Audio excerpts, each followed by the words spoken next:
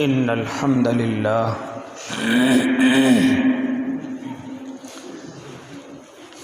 الحمد لله رب العالمين والعاقبة للمتقين والصلاة والسلام على سيد الأنبياء والمرسلين وعلى آله وأصحابه وأزواجه وذرياته أجمعين أما بعد فأعوذ بالله من الشيطان الرجيم بسم الله الرحمن الرحيم وتوكل على الله فهو حسبه صدق الله العظيم وصدق رسوله النبي الكريم ونحن على ذلك من الشاهدين والشاكرين والحمد لله رب العالمين واجب الاحترام ساتھیوں، بزرگوں، نوجوانوں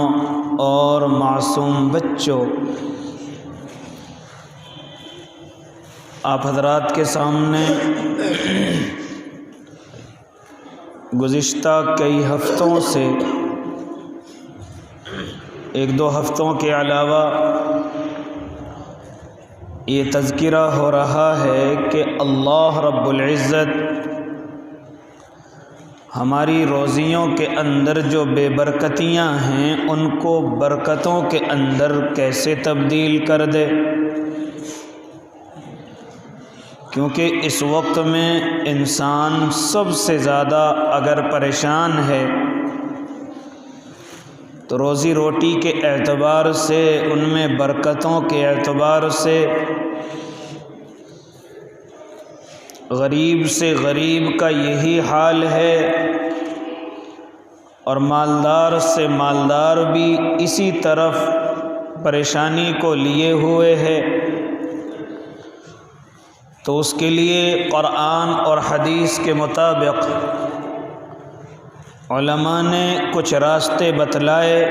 کہ اگر ان راستوں پر چلو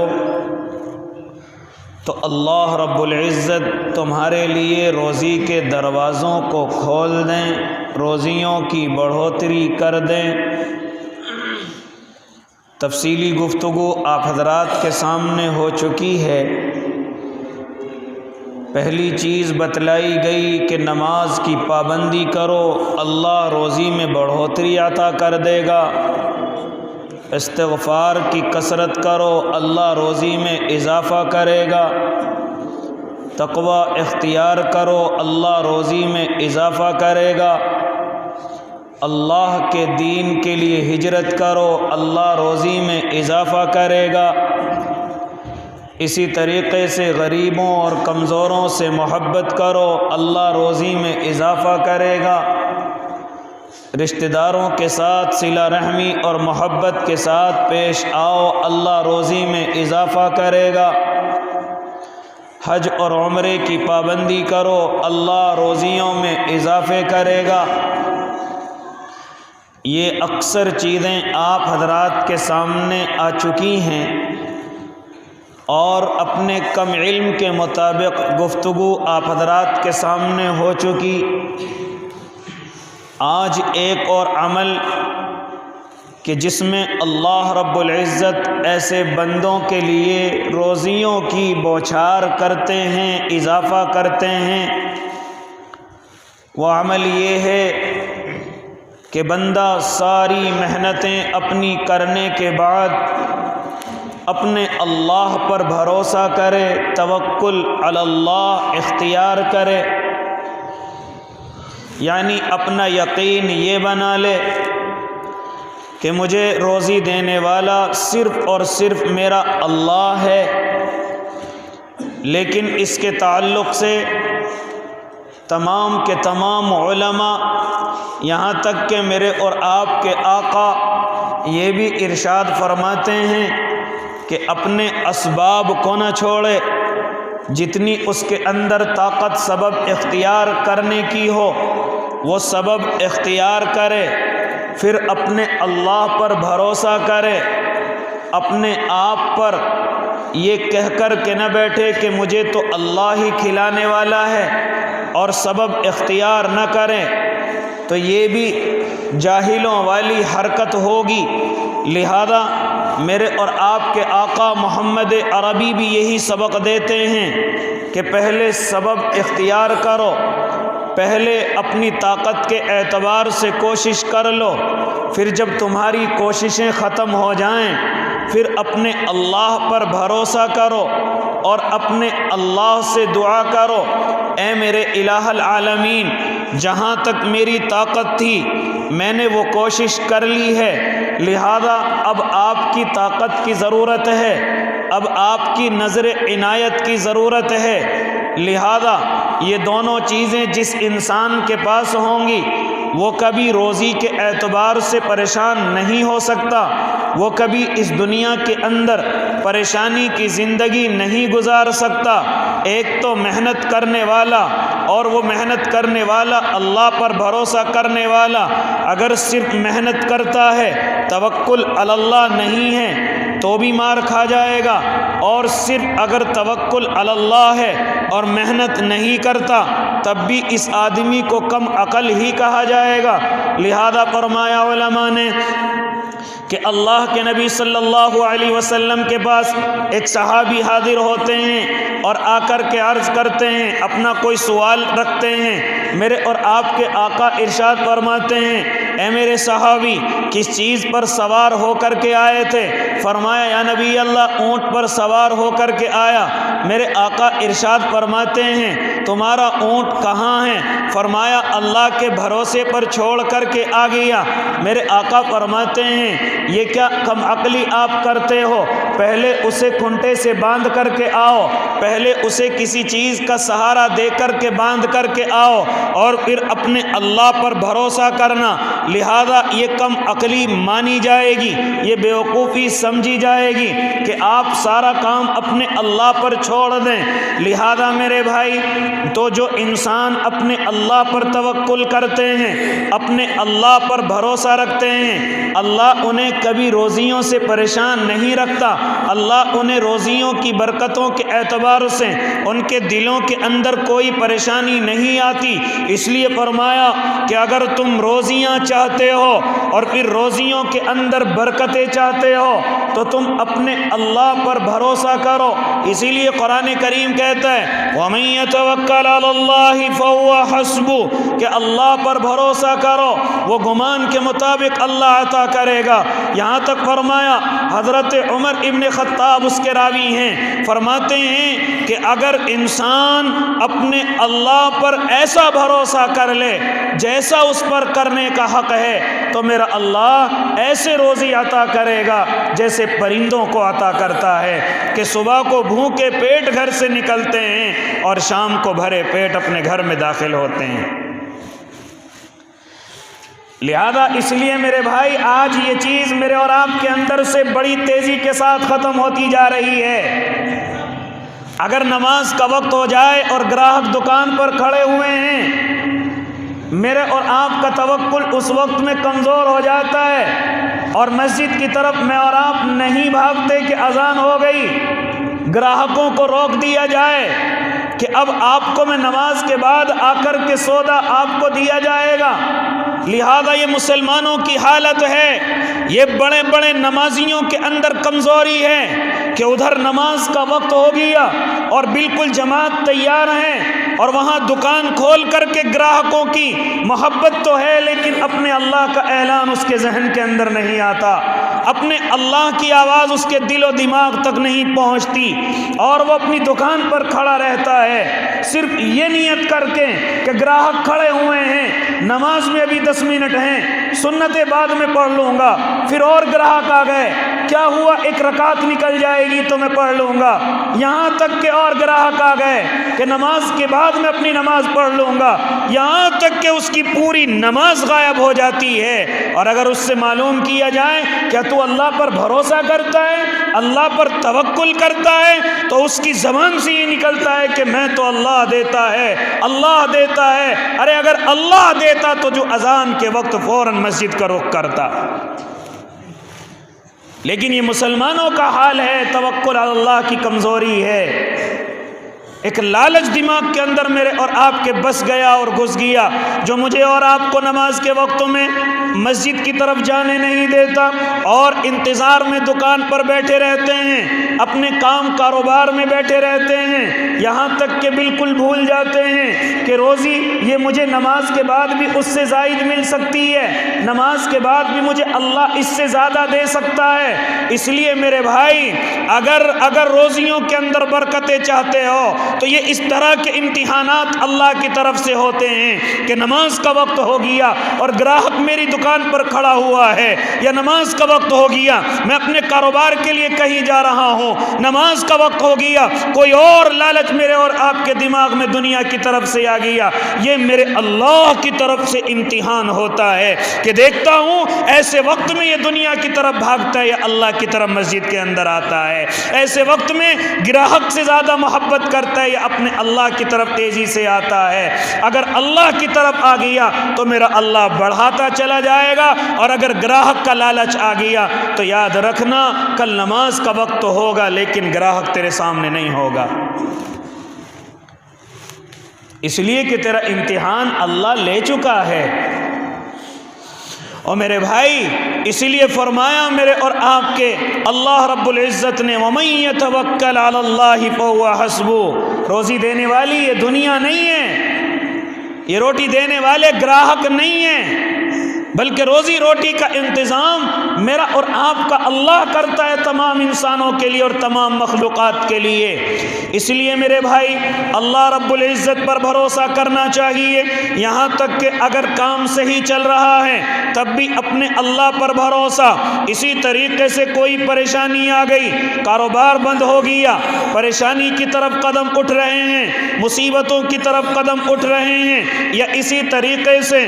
ہمارے اوپر قرضہ بڑھتا جا رہا ہے، ایسے وقت میں بھی اپنے اللہ پر بھروسہ کریں۔ یہ نہیں کہ ہمارا کاروبار بند ہو گیا یا کاروبار ختم ہو گیا یا دکان میں بالکل دکان ختم ہو گئی اور آپ اب یہ سمجھیں کہ اب میرے لیے راستہ کھلنے والا نہیں ہے، اب میرے لیے دوبارہ ترقی آنے والی نہیں ہے۔ یہ بھی ایمان کی کمزوری ہے۔ میرا اللہ جو پہلے دینا جانتا ہے وہ اللہ بعد میں بھی دینا جانتا ہے، لہذا یہ کاروبار کا ختم ہونا، یہ روزیوں کا بالکل جڑ سے ختم ہو جانا، یا اسی طریقے سے قرضوں کا ہو جانا، یہ بھی ہمارے اللہ کی طرف سے امتحان ہوتے ہیں، یہ بھی اللہ کی طرف سے آزمائش ہوتی ہے، کیونکہ میرا اللہ اگر دے کر کے اپنے بندوں کو آزماتا ہے تو میرا اللہ کبھی روک کر کے بھی آزماتا ہے۔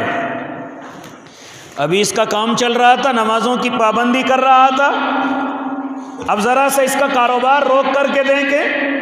اس کے اوپر قرضے کو ڈال کر کے دیکھیں،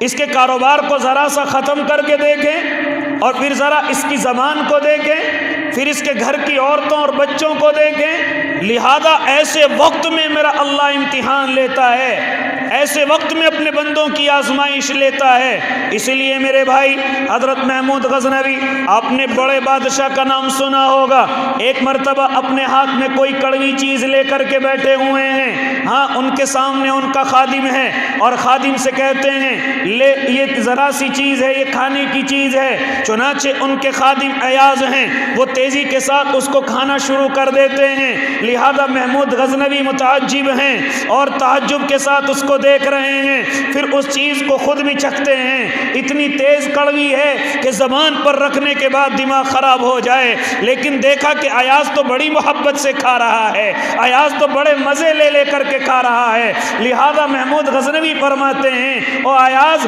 تجھے نہیں معلوم ہو رہا ہے کہ یہ کڑوی چیز ہے؟ ارے تجھے بالکل بھی اس کا ڈر نہیں لگ رہا ہے؟ کیا تیرے مزاج کو بالکل بھی ترشی نہیں ہو رہی ہے؟ آخر تو اس کڑوی چیز کو کیوں کھا رہا ہے؟ جانتے ہو محمود نے کیا جواب دیا تھا؟ جانتے ہو ایاز نے حضرت محمود کو کیا جواب دیا تھا؟ فرمایا ہاں، ایاز نے فرمایا بادشاہ اگر آپ کے ہاتھ کی روزانہ میٹھی چیز کھا لیتا ہوں، جب سے پیدا ہوا تب سے بڑا ہوا اور جب سے آپ کی خدمت میں آیا روزانہ میٹھی چیز کھاتا ہوں، اگر آج آپ کے ہاتھ سے کوئی کڑوی چیز مل گئی تو اگر میں اس کا انکار کر دوں یہ تو بے وفائی ہوگی آپ سے۔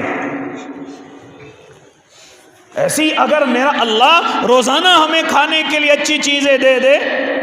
روزانہ اچھا کاروبار چلا دے، روزانہ ہمیں ترقی دے دے، اگر کچھ دن اللہ اپنی آزمائش کے لے کر کے آ جائے، اگر کچھ دن میرا اللہ امتحانات کے لے کر کے آ جائے،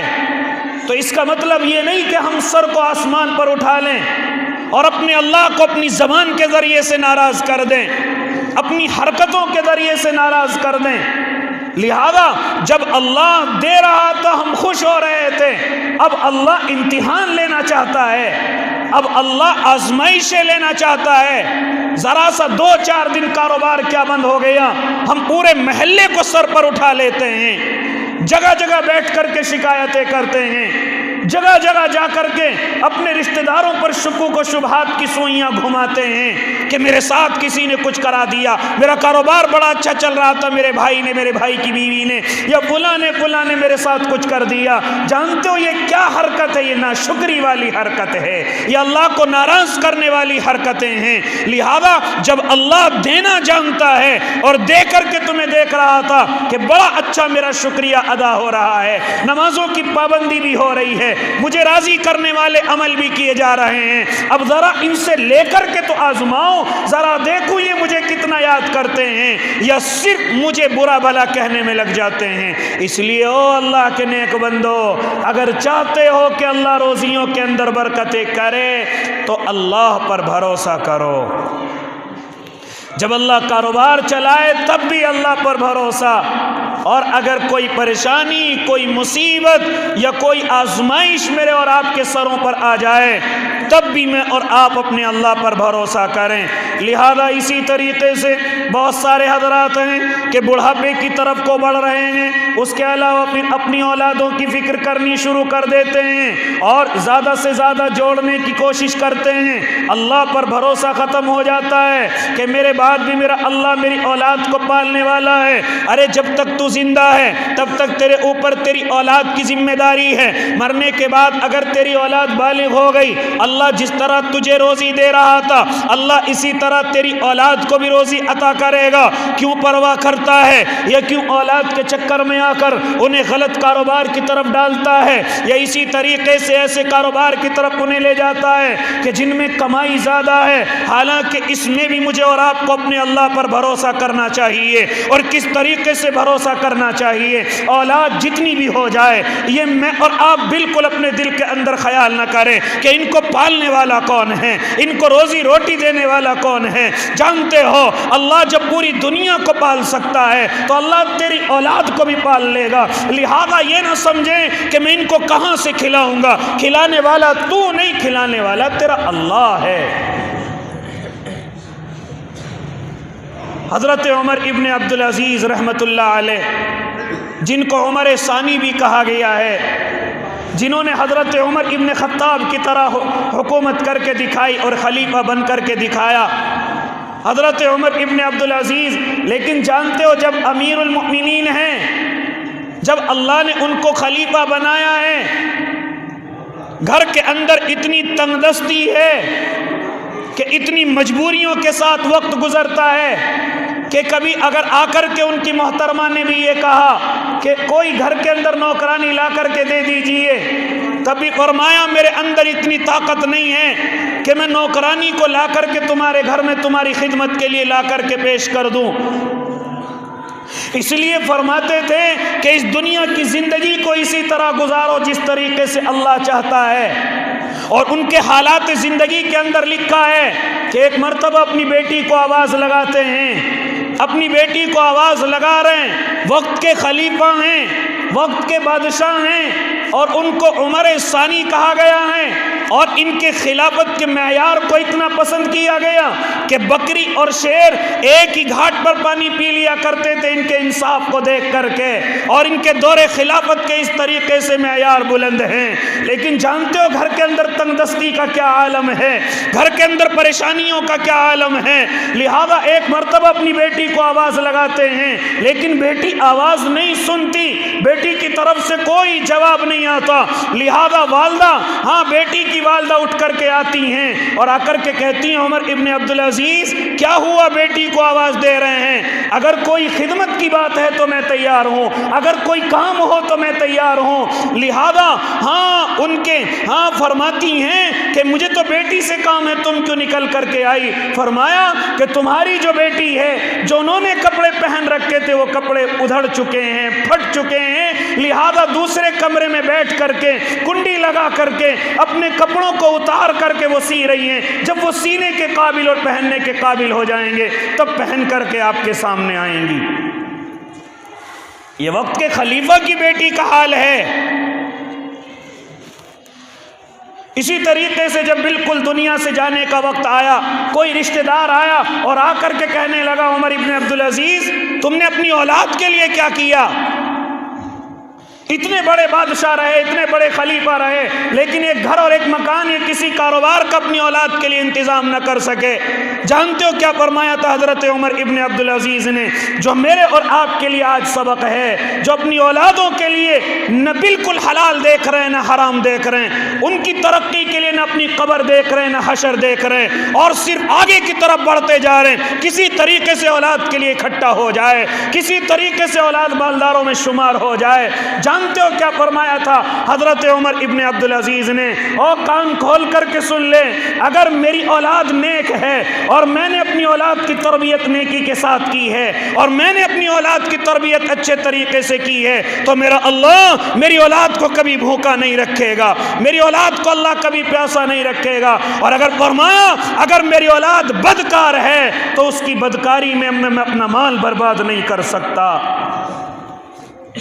جانتے ہو جب حضرت عمر ابن عبدالعزیز اس دنیا سے رخصت ہو گئے اور خلیفہ دوسرے ان کی جگہ پر آئے، فرمایا کہ مجھے فلاں صوبے کے لیے گورنر چاہیے۔ جب بسیار خوب تلاش کے بعد کوئی نہ ملا تو پھر حضرت عمر ابن عبدالعزیز کے ایک بیٹے کو گورنر بنایا، پھر دوسرا تلاش کیا گیا، دوسرے بیٹے کو دوسرے صوبے کا گورنر بنایا، یہاں تک کہ مورخ لکھتے ہیں کہ حضرت عمر ابن عبدالعزیز کے 11 بیٹے تھے اور ان کے بعد 11 کے 11 بیٹے 11 صوبوں کے گورنر بنے۔ ہم سے زیادہ ہماری فکر ہمارا اللہ کرتا ہے،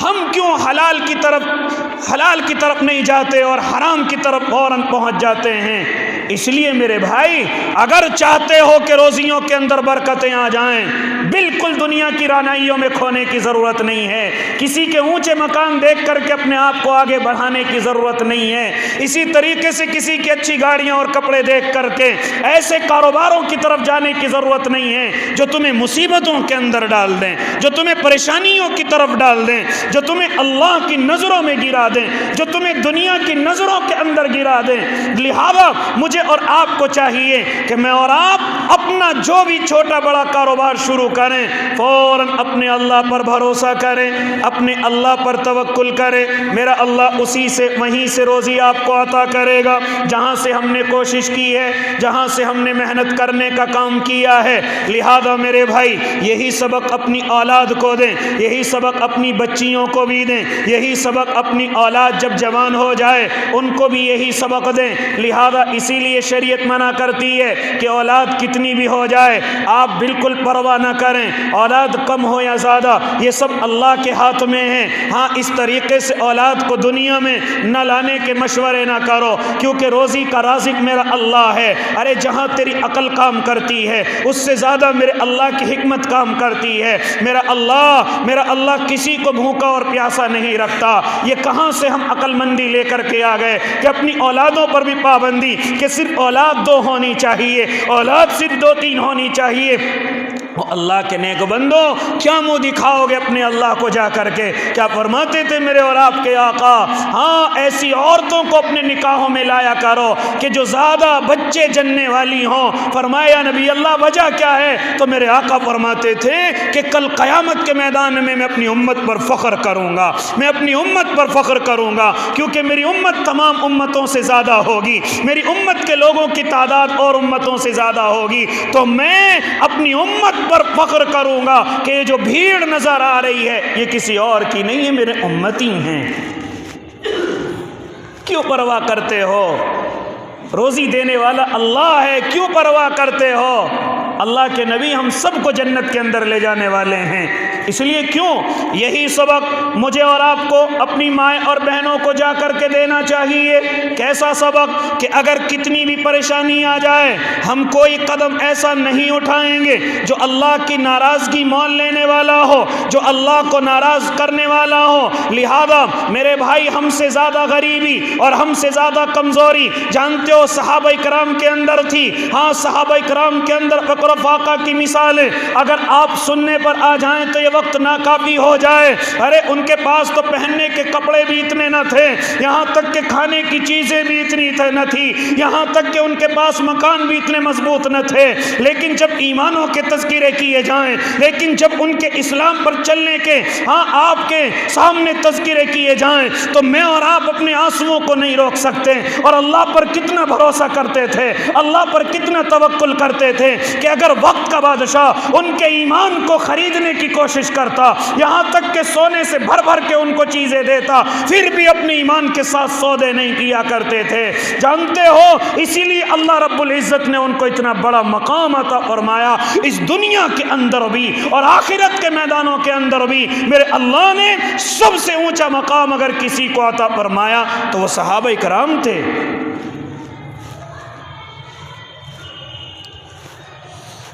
لیکن خالی ایک ہی صحابی نہیں، اگر گھر کی عورتوں کا بھی تذکرہ کر لیا جائے، کیا جائے تو میرے بھائی میں اور آپ تعجب میں پڑ جائیں جو ہم نیت کرتے ہیں کہ ہم صحابی ہوتے۔ ایک غریب صحابی ہیں، کمزور سے صحابی ہیں، کئی دن سے گھر کے اندر کچھ نہیں بنا ہے، اپنی بیوی سے صبح کے وقت میں کھڑے ہو کر کے کہتے ہیں کہ میں آج مزدوری کے لیے جا رہا ہوں، مجھے مزدوری کرنی ہے۔ چنانچہ بیوی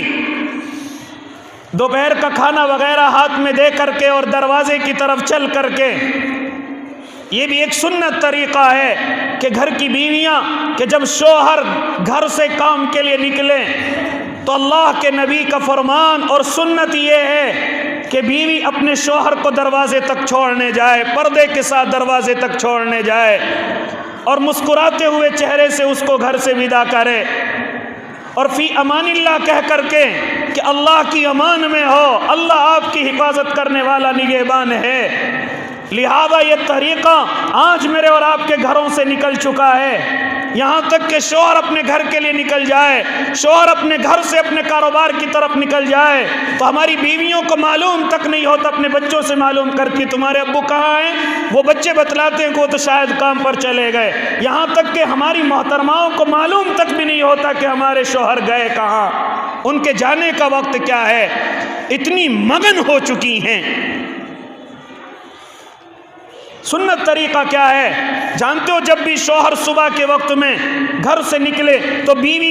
کے لیے سنت یہ ہے کہ دروازے تک جائے، مسکراتے ہوئے چہرے سے اس کو ودا کرے اور اس کو بھی امان اللہ کہہ کر کے سلام کرے، لہذا پھر اس طریقے سے اس کو رخصت کرے۔ یہ طریقہ سنت میں اور آپ اپنے گھروں کے اندر اس کو رائج کریں۔ اگر اپنے کاروباروں میں ترقی چاہتے ہیں، آپ کاروبار پر چلے گئے، آپ کی بیوی کا اس میں سب سے بڑا رول ہے، اگر وہ گھر پر ہے تب بھی، لیکن آج جیسے شوہر گھر سے نکلتا ہے فوراً ٹی وی آن کر لیا جاتا ہے، فوراً موبائل آن کر لیا جاتا ہے۔ یا اللہ کی پناہ ہمارے گھروں کے اندر کیا کیا ہوتا ہے وہ اللہ ہی جانتا ہے، پھر کہاں سے کاروبار چلیں؟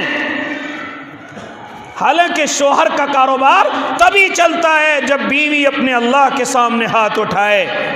بیوی مصلی پر بیٹھ کر کے آنسو بہائے۔ بیوی تو مگن ہو ٹی وی اور موبائلوں میں، بیوی مگن ہو رشتہ داروں میں رشتہ داریاں نبھانے میں، کہاں سے ترقی کاروبار میں ہو جائے۔ اس لیے وہ غریب اور کمزور سے صحابی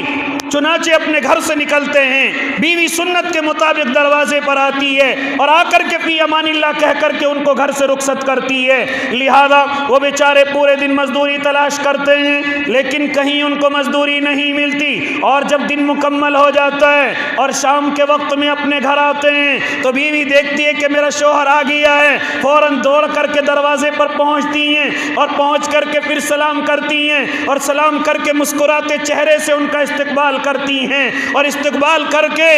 شوہر کو دیکھتی ہیں کہ ان کے ہاتھ میں کوئی مزدوری نہیں ہے، شوہر کو دیکھتی ہیں کوئی کچھ کما کر کے نہیں لائے ہیں، لہذا پھر بھی دیکھ کر کے مسکراتی رہتی ہیں۔ شوہر کہتے ہیں اللہ کی بندی کچھ آج کما کر کے نہیں لایا ہوں،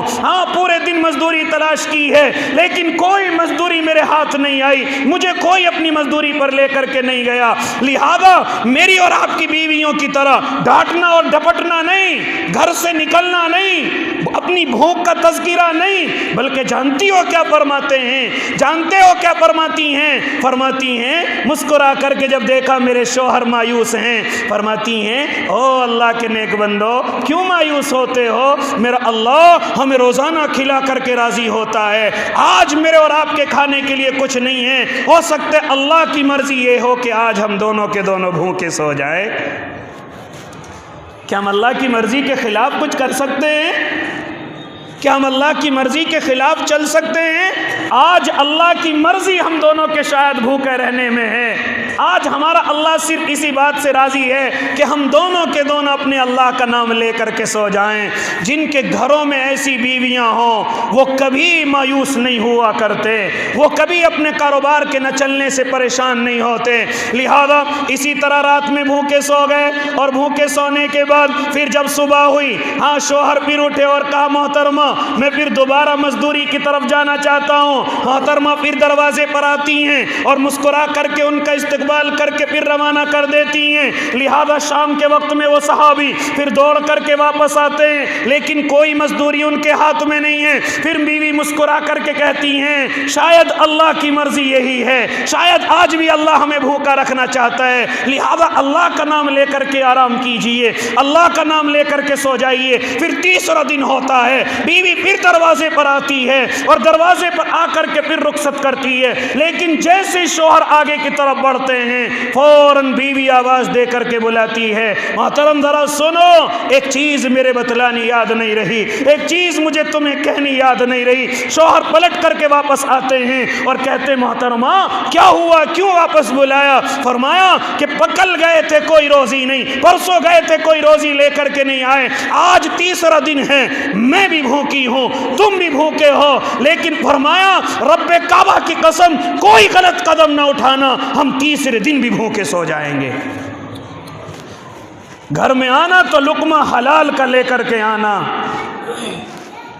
گھر میں آنا تو لقمہ اپنی محنت اور مزدوری کا لے کر کے آنا، یہ نہ سمجھنا کہ میری بیوی بھوکی ہے یا مجھے 3 دن ہو گئے بھوکے اور پیاسے رہے ہوئے، لہذا اپنے قدموں کو ذرا سنبھال کر کے رکھنا۔ اللہ کی قسم نہیں چاہتی کہ تم کوئی لقمہ حرام کا گھر کے اندر لے کر کے آؤ،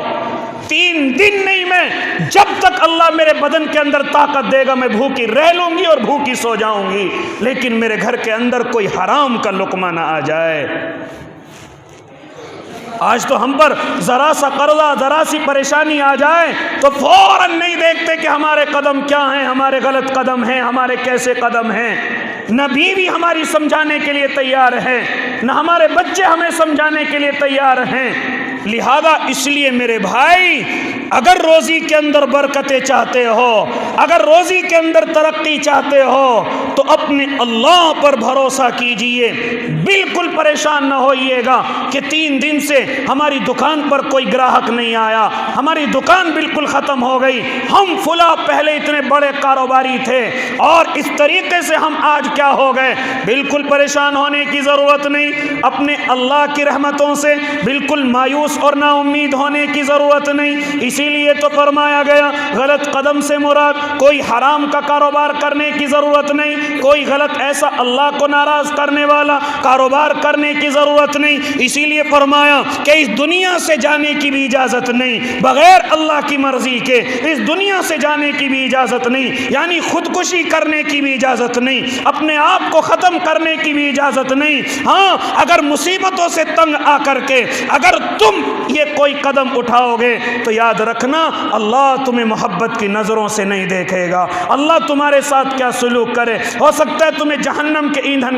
کا بھی تمہیں مستحق کر دے۔ لہذا ان پریشانیوں سے پریشان ہو کر کے کوئی ایسا بھی قدم اٹھانے کی ضرورت نہیں کہ جس سے اللہ کو منہ دکھانے میں مجھے اور آپ کو شرم آئے۔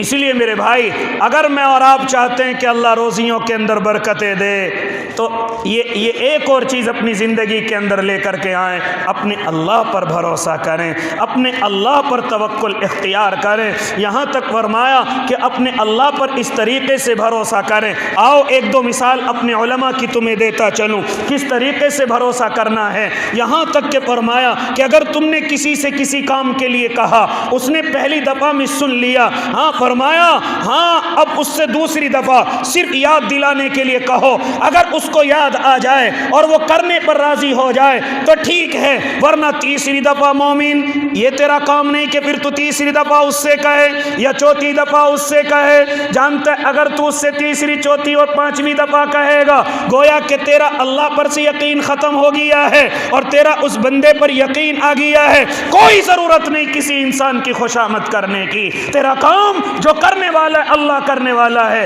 کسی مومن کو اجازت نہیں کہ وہ کسی انسان کی خوشامد کرے۔ اس سے زیادہ یا اس سے کم اگر تو اپنے اللہ کی خوشامد کر لیتا تو شاید اللہ تیرا بیڑا پار کر لیتا۔ کسی سے قرضہ مانگنے کی خوشامد کرتے ہیں، کسی سے سفارش کرنے کی خوشامد کرتے ہیں، کوئی خوشامد کرنے کی کسی سے اجازت نہیں کسی مومن کو، اپنے اللہ کی آ کر کے خوشامد کرے۔ اس لیے فرمایا کسی سے تم نے ایک دفعہ کہہ دیا کام کے لیے ٹھیک ہے، دوسری دفعہ صرف اس لیے کہو کہ اس کے یاد آ جائے، اگر وہ تیسری دفعہ تمہارا کام نہیں کرتا نہیں ہے ضرورت خوشامد کرنے کی، نہیں ہے ضرورت اس کے قدموں میں پڑھنے کی، نہیں ہے ضرورت اس کے بار بار گھر کے چکر کاٹنے کی۔ آؤ اپنے اللہ پر، اور اگر کسی انسان کی خوشامد کرتے ہو کہ تمہارا اللہ پر سے یقین کمزور ہو گیا ہے، تمہارے یقین میں کمی آ گئی ہے، اس